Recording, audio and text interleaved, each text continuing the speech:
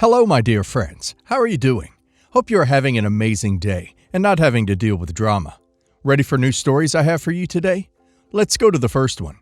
And don't forget to listen to the end of the story, guys, to hear my insights. Enjoy the stories, and don't forget to like and subscribe. And of course, don't forget to leave a comment. My husband, Mark, and I had been married for 12 years. We had a 9-year-old daughter, Emily, who's the light of my life. I was a stay-at-home mom, a role I'd chosen to focus on raising Emily and creating a warm, loving home. Mark was the breadwinner, and I thought we made a good team. Sure, we had our ups and downs, but what marriage doesn't? About a year ago, I started noticing changes in Mark. He was being more distant, our intimate life became non-existent, and he was guarding his phone like it held the nuclear codes. I brushed it off as work stress until the day his mistress, Sarah, showed up at my doorstep. I'll never forget her smug expression as she said, "I'm tired of sharing him. You deserve to know. Mark and I have been seeing each other for a year. We love each other deeply, and you need to let him leave as he deserves to be happy." Her words hit me like a freight train. The life I thought I knew was a lie. When I confronted Mark, he didn't deny it. Instead, he told me he fell out of love and was happier with Sarah. I was shattered. The divorce was messy, as you can imagine. Mark left to be with Sarah, and Emily and I were left picking up the pieces. It broke my heart to see how much the divorce affected Emily. She went from being a cheerful, carefree child to someone who seemed to carry the weight of the world on her little shoulders. She cried herself to sleep many nights, asking why her daddy didn't want to be with us anymore. What could I say? That he chose another woman over his family? Adding insult to injury, Mark pushed for shared custody. Emily, being the sweet girl she is, tried to adapt. But Sarah made it clear from the start that she didn't want Emily around. Sarah was cold, dismissive, and downright hostile to my daughter. She complained to Mark about Emily being clingy or messy, and Mark, spineless as he'd become, rarely stood up for his child. Emily would come home from their visits withdrawn and sad, telling me how Sarah ignored her or made snide comments about how she was just like her mother. One day, Emily came home in tears because Sarah had told her, "Your dad has a new family now, and it's his priority now." I wanted to confront Mark, but what good would it do? He was so deep under Sarah's spell that he wouldn't have cared. Being a stay-at-home mom for nearly a decade left me with few career options. I struggled to find a job, but eventually I landed a position as a waitress at a local restaurant. It wasn't glamorous, but it paid the bills and gave me the flexibility to be there for Emily when she needed me. Adjusting to this new reality was hard. I'd gone from being a wife and mother with a stable home to a single mom scraping by on tips. Emily and I had to move into a smaller apartment, and I learned to stretch every dollar. Despite everything, I did my best to make our new home a warm and happy place. But the pain of seeing Mark move on so easily with Sarah always lingered. Emily and I were struggling, while they seemed to be thriving. A few months into my job, fate decided to twist the knife a little deeper. One evening, as I was working a busy shift, Mark and Sarah walked into the restaurant. They spotted me immediately, and Sarah's face lit up with that same smug expression she had the day she showed up at my doorstep. They asked to sit in my section. Of course they did. As I approached their table, Sarah held out her hand, flashing a sparkling engagement ring. "We're here to celebrate our engagement," she said, her voice dripping with fake sweetness. "Isn't it beautiful?" I forced a smile and congratulated them, my heart pounding in my chest. I took their order as professionally as I could, though I could feel Sarah's eyes boring into me, relishing my discomfort. They had come here to rub their happiness in my face, and I wasn't going to give them the satisfaction of seeing me break. As I walked back to the kitchen, Emily's words echoed in my mind. She had once told me that Sarah was allergic to tomatoes. It wasn't life-threatening, but even a small amount would make her sneeze uncontrollably and cause her lips to swell. I don't know what came over me, but I decided to add a little extra tomato to her dish. When their food came out, I served it with a smile. Sarah barely noticed me as she dug into her meal, too busy flaunting her ring and laughing with Mark. But about 10 minutes later, the sneezing started. Then her lips began to swell. She looked mortified as she dabbed her nose with a napkin and whispered something to Mark. They left shortly after, with Sarah glaring at me on the way out. I thought that would be the end of it, but I was wrong. The next day, I received a furious call from Mark. He accused me of deliberately sabotaging their meal and claimed Sarah's reaction ruined their evening. He threatened to sue me for intentional harm and demanded I apologize. Sarah, in the background, shouted about how I was a spiteful, bitter ex who couldn't move on. I calmly told Mark that I had no idea Sarah was allergic to tomatoes because she didn't tell me that when I took the order, which wasn't entirely a lie. After all, Emily had mentioned it in passing months ago, and it wasn't something I had committed to memory. I reminded him that allergies were something they should have disclosed when placing their order. Now they're threatening legal action, claiming I violated health and safety regulations. My manager is backing me up, saying there's no proof I did anything intentionally. But the entire situation has left me questioning myself. Did I go too far? Should I have just swallowed my pride and let them have their moment? Looking back, I wonder if it was worth it. It's true that I felt a moment of satisfaction seeing Sarah squirm, but it didn't erase the pain of betrayal or the struggles Emily and I continue to face. Still, I can't deny that for one brief moment, I felt empowered in a situation where I've so often felt powerless. Emily, thankfully, remains unaware of this incident. I've worked hard to shield her from the worst of the drama, but I know she's still hurting. She misses her father, despite everything, and I'm doing my best to make sure she knows she's loved and valued. That's what truly matters. So, Reddit. Am I the a-hole for putting tomatoes in my ex-husband's mistress's sauce and ruining their engagement celebration? Let's get one thing straight. Sarah and Mark deliberately came to OP's workplace to humiliate and hurt OP. They wanted to rub their engagement in OP's face and provoke a reaction. OP didn't ruin their evening. They set the stage for disaster themselves. The fact that OP even managed to remain professional during that encounter shows incredible restraint. A little tomato sauce. It's just karma served. They had it coming. Also, as OP said, she never mentioned her allergy to OP. And now let's hear the community's opinion. You're the a-hole. You had every right to feel hurt and angry, especially with them flaunting their engagement in front of you. But messing with someone's food, even as a minor act of revenge, is a step too far. You're putting your job and reputation at risk. It's not worth stooping to their level. You should focus on building a better life for you and your daughter, instead of giving them more reasons to criticize you. Absolutely not the a-hole.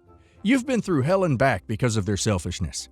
Sarah mistreated your daughter and took pride in destroying your family. Now she wants to cry victim over a little tomato in her dish? Give me a break.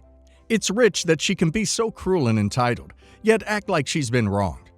Don't lose sleep over this. They got exactly what they deserved. Definitely not the a-hole. Sarah and Mark have been nothing but toxic, and Sarah especially has gone out of her way to hurt both you and your daughter. They went to your workplace to mock you and flaunt their happiness. The tomato incident was barely a blip compared to what they've put you through. If they're going to threaten legal action, let them. It's empty. You did nothing wrong.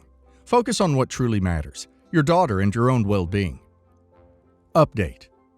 After the restaurant incident, things got only worse. Sarah didn't sue me. Instead, she doubled down on her efforts to make my life miserable through Emily. Every time Emily went to her father's house, she came back with new stories of Sarah badmouthing me. She told Emily things like, "Your mom doesn't want what's best for you, and your dad only left because she wasn't good enough." Emily, being just 9 years old, internalized these comments. She started asking me if she was bad and made Daddy leave. It broke my heart to see her questioning herself and me because of Sarah's manipulations. The final straw came when Emily came home crying one day. She said Sarah told her, "You're only here because your dad feels guilty. We'd be happier without you." That was it for me. I decided enough was enough. I spoke to my lawyer and was told that as Emily's primary caregiver, I had the right to protect her from harmful environments. I contacted Mark and told him that until Sarah stopped emotionally terrorizing Emily, she wouldn't be visiting their house anymore. Mark, of course, denied everything and accused me of trying to alienate him from his daughter. But I stood firm. Emily has been much happier since I made that decision. She's still sad about not seeing her dad as often, but the relief on her face when she realized she wouldn't have to face Sarah anymore was worth it. For now, Mark can visit Emily at my place or in neutral spaces, but I'm not budging on keeping her away from Sarah. This entire ordeal has been exhausting, but my priority is and always will be Emily's well-being. She deserves to feel safe, loved, and valued. not like a burden or a weapon in someone else's games. My wife, 26 female, and I, 25 female, have been married for 18 months. She has been no contact with her paternal family as long as I've known her. She has an older brother and sister who are also estranged from the paternal side. It took a little while for her to explain the whole mess, but the short story is, while their mom was on life support after an accident, they learned their father was sleeping with their mom's best friend. Then the day before the funeral, they learned that their father and mom's best friend had multiple affairs during the course of the marriage, and at least one of the mom's other friends knew and had intervened in the past and broken them up, only for them to always get back together. The funeral became a crap show, and my wife, her siblings, along with their mom's parents and siblings, publicly announced this to everyone until they left the funeral and had made it clear that my wife and her siblings would be going home with their grandparents and not them. Wife was 16 at the time and the youngest.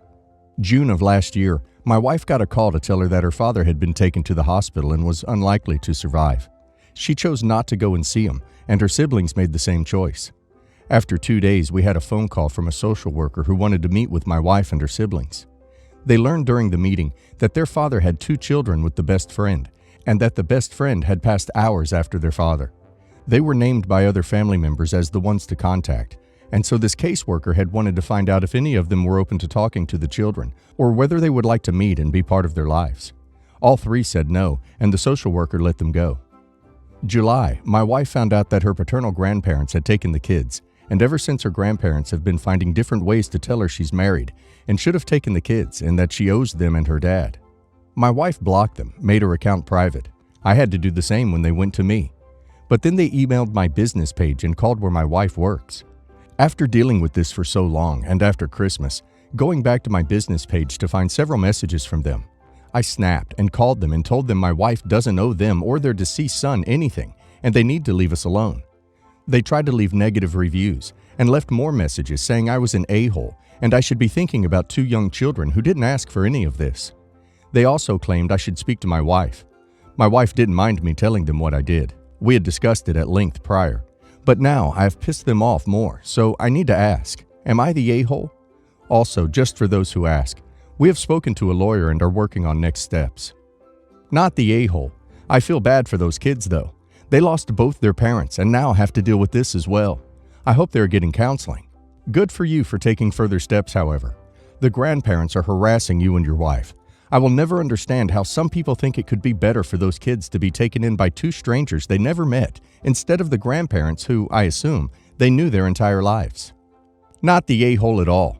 Broken family dynamics suck, and I bet your wife is relieved that you've got her back.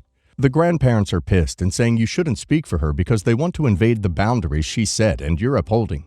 Nothing pisses a-holes off like being told no. Good on you. Not the a-hole. You don't just inherit children. I understand the grandparents are probably not at the age where they are capable of taking care of young children, but that does not give them the right to dump the responsibility on who they decide. Good for standing behind your wife. Background.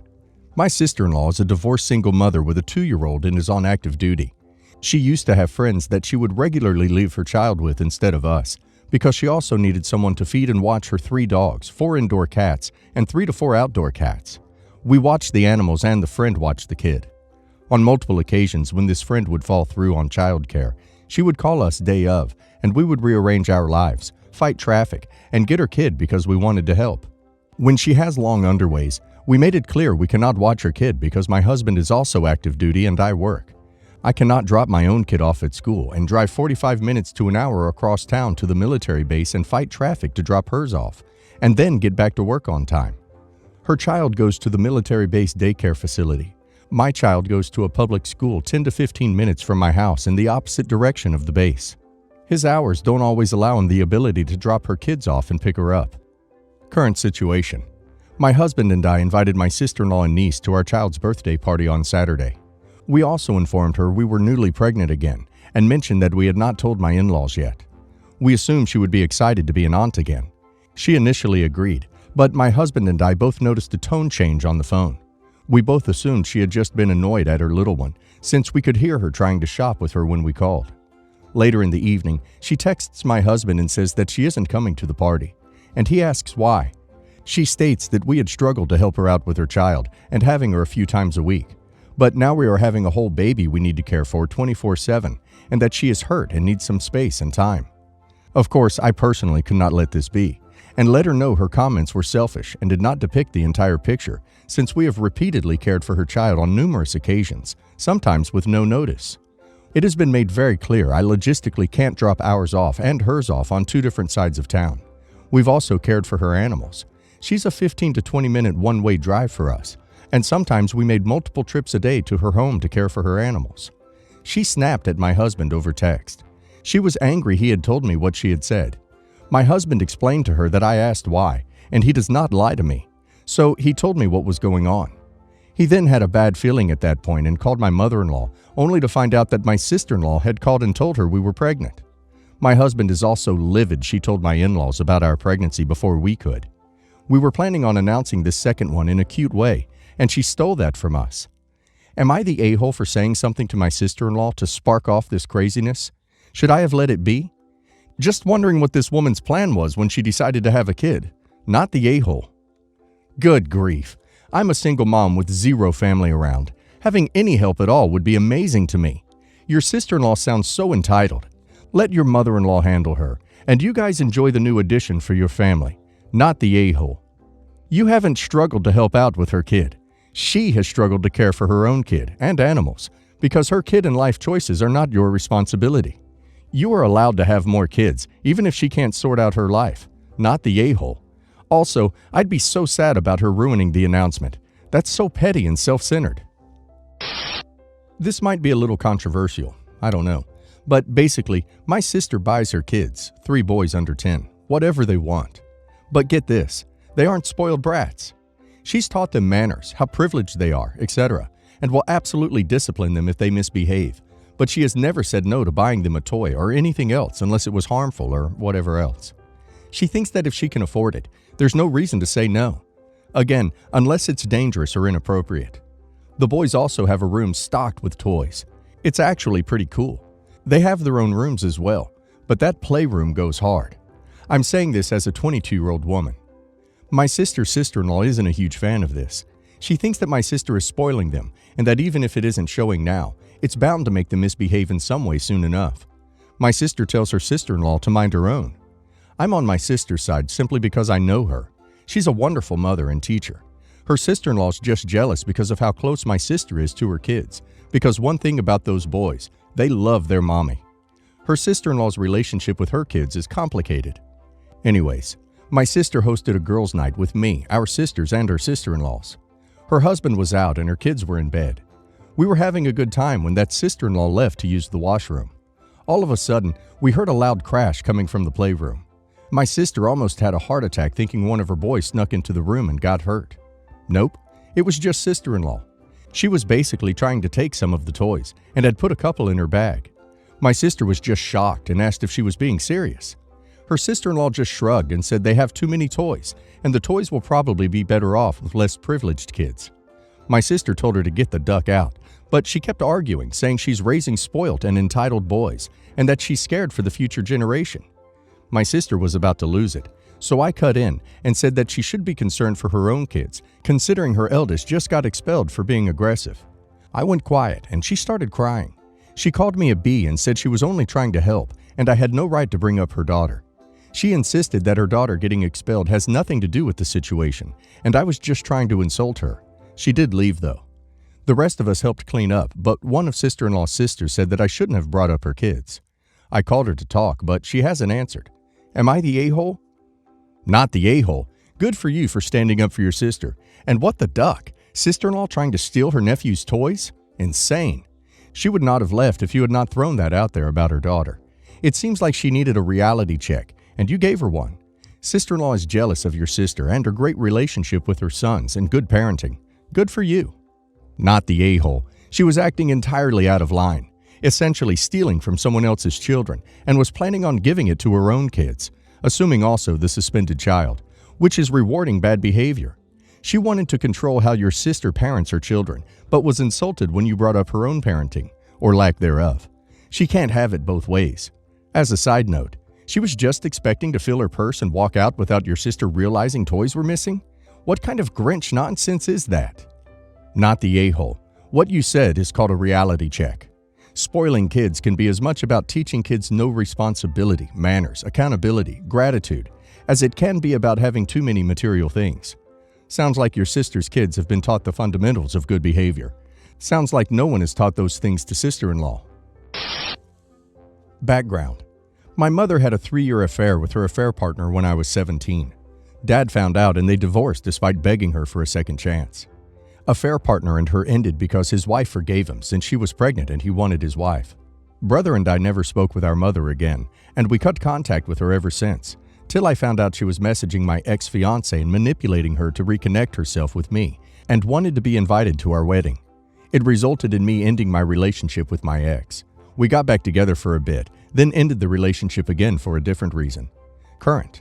My brother, however, unknown to me while my issue was going on, had his own thing going on.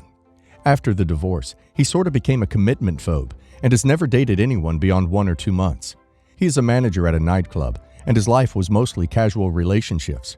He's my closest friend, and he was the rock in our household when the divorce happened, where my dad fell into a severe depression. He gave up his dreams to work abroad for us and took over the responsibilities in our house, which I was always grateful for. I realized my brother was seeing someone, Dina, when he introduced me to her a few weeks back. I had this feeling like I recognized her from somewhere, but I couldn't put my finger where. Did some light stalking on her cause she looked awfully familiar, and when I found her Facebook page by connecting some of her Instagram photos to Google Images, and then saw a picture of her graduation photo with her father, who was a affair partner, and her mother. This shocked me, and I immediately let my brother know who Dina is, and where my brother surprised me even further, that he knows who she is and is simply playing along till she comes clean. I asked him what was the end game here, and he replied he's not sure, but he can guess that perhaps she wants to use him to hurt her father or our mother. Over the years, as our family slowly healed, my brother slowly reverted back to his more carefree, happy-go-lucky self, and my dad and I figured to let him lead his life however he wants, which is why I trust him, but I still feel protective over him, so in my own judgment, I decided to confront Dina since she spends some nights at his place. I of course told my brother first I need to talk to her, cause while I trust he can handle this, I don't want some old wounds to be opened due to this. With his blessing, he arranged a meeting with her without him, and I disclosed I know who she is. Dina wasn't surprised, however, and understood from the vibe when I first met her I had some reservations about her and would do some digging about her. We talked, and she disclosed while it's true that at first she wanted to use my brother to hurt her father and also our mother, she changed her mind when she realized we cut off our mother because of their affair. She informed me while her mother forgave her dad, their relationship was never the same, and he had an online relationship with our mother again when there was another rough patch in her parents' marriage, till her mother found out about it, threatening divorce, and he immediately ended it this time for good. She said she never forgave my mother and her father for hurting her mother and her, and have always rebelled against him in every way she can since. I asked what her intentions are with my brother, and she said she has developed some feelings for him, which I'm not sure how to process. She also guessed that my brother knows her identity, and she will come clean with him and let him decide whether he wants to be with her or not. I told her it's best to end this because I don't want my dad and brother to be hurt in this, and also I don't want her father close around us. She claims that her father is not going to be a factor, because if my brother chose to be with her, she is going to punish her dad by constantly bringing my brother to meet her mother, who is aware of the relationship. I was getting angry and told her this is childish and using my brother to settle some grudge against her dad is wrong. But she was too calm about this and simply said it's up to my brother to decide whether he wants in or not. Knowing my brother, he would definitely agree to this, just to hurt her father as well. We didn't end our talk in peaceful terms, and I went to my father to speak to him about this. He was shocked, but kept quiet while I talked and decided ultimately he will advise my brother to end this relationship. But if he is adamant to do what he wants, he will make sure that nothing happens to him. Came to find out, her mother and my dad are Facebook friends, and they both send each other things like birthday and Christmas wishes, but nothing more. My brother and I spoke again. It seems that she has let him know about her intentions and informed him she will be out of his life if he doesn't want her around. But as I predicted, my brother is totally on board this crazy train. I'm worried about him, because while in the past I have dealt with the crazy exes of his that came looking for him when he broke up with them, this girl is giving calm and collected kind of crazy vibes to make me feel uncomfortable. She does seem to be infatuated with my brother, but for all the wrong reasons. I can feel my brother and I are having a tense relationship about this because of his decision. Apparently, she finally brought him to meet her family, and the crap show that ensued when her father realized who he was has blown over into my side of the family. And while my mother has agreed to never reach out to my brother and me, she called my dad to plead with him to advise my brother to stop this because apparently Dina's father called my mother to complain to her and told her she better stop my brother from seeing his daughter, or he will deal with my brother personally. Not sure what he means with that. I will support my brother if he comes against him, but at this moment I am not liking what my brother is doing. I don't know how to go about this, because while I don't think my brother is in her grip, but they both seem to be into each other for the sole purpose of hurting other people. Should I stay out of this, or should I step in for my family's sake?